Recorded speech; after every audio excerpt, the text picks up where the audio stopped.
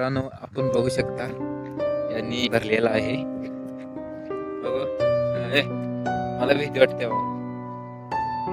मित्रांनो, आपण बघू शकता या खेकड्याला आपण आता पाण्यामध्ये सोडणार आहे.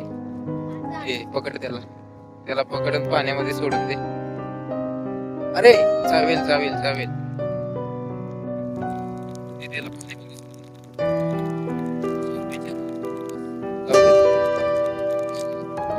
ऍक्च्युली आम्ही गावामध्ये चाललो होतो, पण आता फार मोठा पाऊस आलेला आहे.